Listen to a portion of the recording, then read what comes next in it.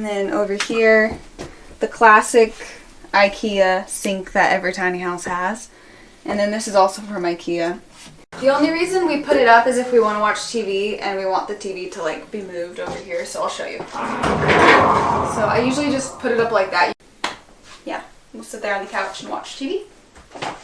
And then I move this back.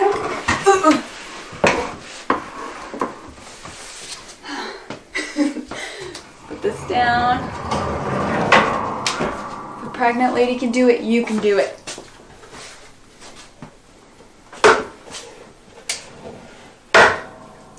Boom. Okay, let's go upstairs to our loft.